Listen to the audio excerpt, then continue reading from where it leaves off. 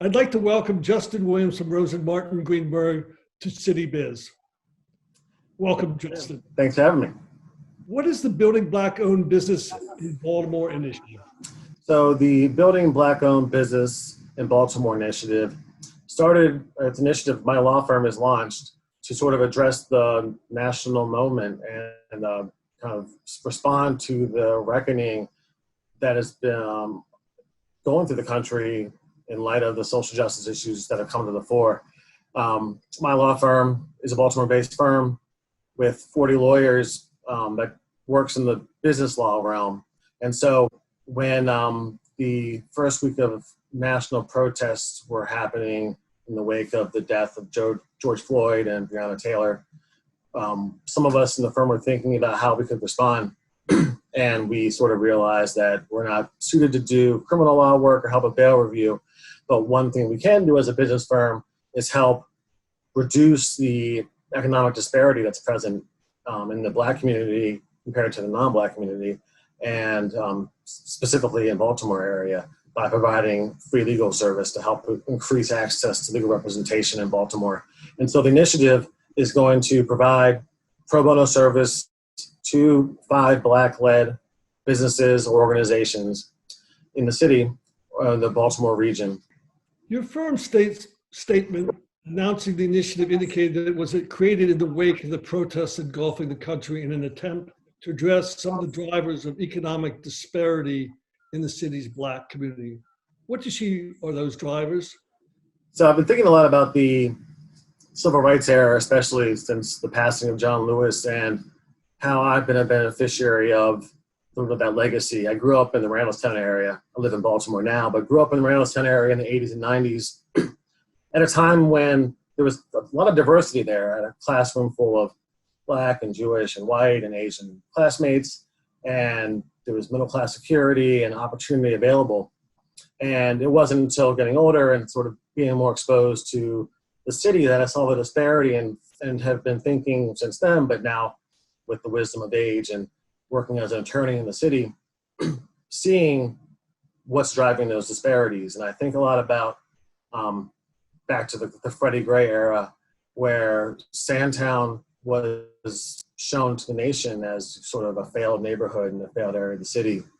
And it's interesting to me looking back, because the 90s and 2000s, maybe the 80s, the city and private organizations put in almost $100 million of capital in attempts to sort of revive the neighborhood, and it failed. And so many people are wondering why, and my hypothesis is that there was a lack of connection and development opportunities available to residents. They had housing available, but they didn't have the next step available to the residents in that area. And so it's sort of declined since, I guess, the 90s when the investment stopped. And so I've been thinking about that, and that's what our firm will hope to attack, the disparity economically in the Black community. And so hopefully organically it'll sort of grow in the city and the area and promote job creation and wealth creation. And your firm's message shared in June touched on Baltimore's dubious distinction in passing the nation's first racially restrictive zoning ordinance and the legacy of how racial segregation and redlining persists today. So does this relate to how this initiative was conceived, and how do you see this initiative working in the space? My main job is as a zoning and land use lawyer in the Baltimore region. And I love what I do because I see the history of how things are the way they are. And so that can be good things. I'm interested in how streets are laid out the way they are, and how the stadium is where it is now, for example. But I've also seen sort of the darker side of the history. And so reading, for example, the rich details in Taro Piatella's book, Not in My Neighborhood, really opened my eyes and sort of helped build the picture of how Baltimore was the first in the country to have a racial restrictive ordinance that occurred because of a Black lawyer crossing that unofficial color line. And so it really resonates with me as a Black lawyer in Baltimore, working the sort of segregation history that started in 1911, but has gone through to today. And so sort of the story has been told a lot, but we know how it went from racial restrictive zoning ordinances to racial covenants. And then when those were overturned by the Supreme Court. Then the next innovation was expulsive zoning, where the cities and the county would rezone areas to industrial or commercial uses to push out residents or destabilize neighborhoods, or they would not allow Black neighborhoods to grow in the same way as other neighborhoods. And then you fast forward through the Fair Housing Act, where redlining was occurring.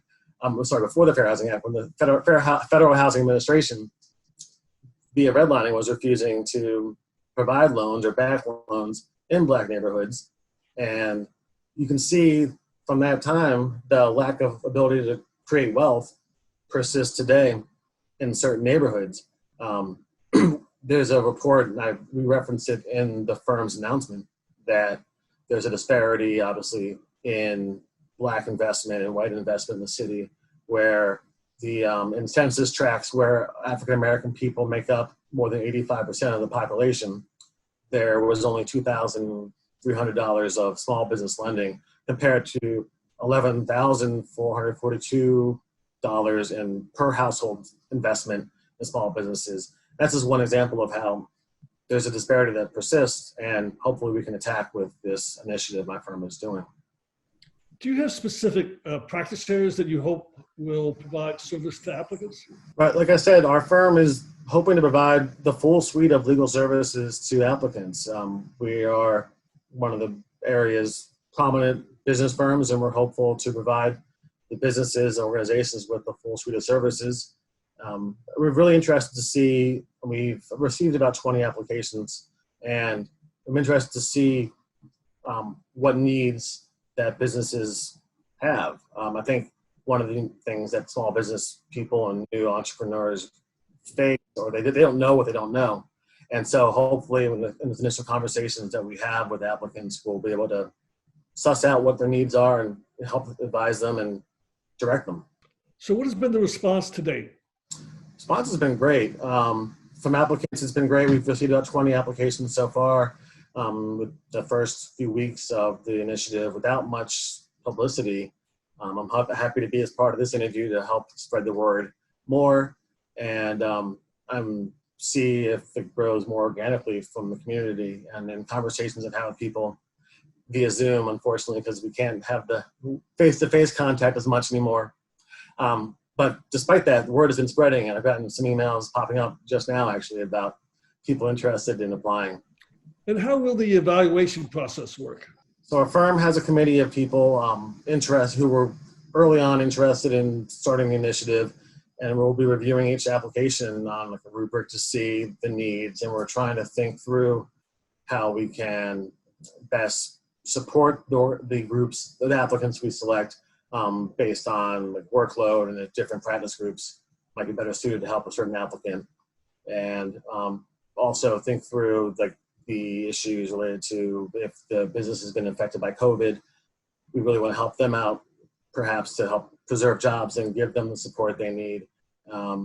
So, I mean, it's sort of an organic process right now, and we're hopeful that as we go through it, when we start grading applications, I think our application window closes next week.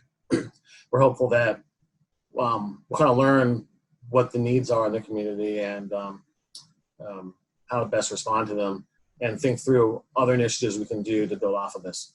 And what's the feedback that you receive from your clients and from the community at large? It's really been enthusiastic, and it's been exciting to see the initial feedback quickly. You, for example, reached out quickly and said, congratulations on the initiative and happy to help. And it's been fun to see banks and lenders and other people in the ecosystem in Baltimore respond favorably. I think there's something unique about the Baltimore area where people know each other, but if you're not in that Baltimore community, like I didn't go to private school here, but if you did, you're in this community and you're insular and you know everybody and you're best friends with your high school guys, and even as you grow into your 30s or older, you have those connections. And unfortunately, a lot of people of color don't have those connections because they just historical legacies of educational segregation.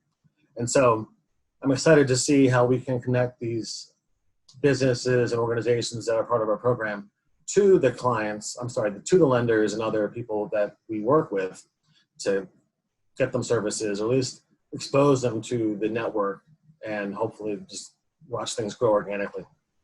And where can people go if they're interested to learn or see more information on RMG's Building Black-Owned Business in Baltimore initiative? So they can go to my firm's website, which is www.rosenbergmartin.com. You can find me on LinkedIn. I guess my name is Justin Williams. There's a lot of Justin Williamses, but hopefully you find me, the Baltimore-based attorney, and shoot me a message. And I'm happy to talk to people who are interested in applying or interested in just networking or assisting or talking through how we can collaborate on responding to this moment. Thanks for your important advocacy on the subject. I've read Not in My Neighborhood, which is probably the most important book that any citizen in Baltimore should read. And obviously your contributions are a response to that. So again, thank you for your important initiative, and please keep apprised as you move forward on this initiative. Thanks, will do.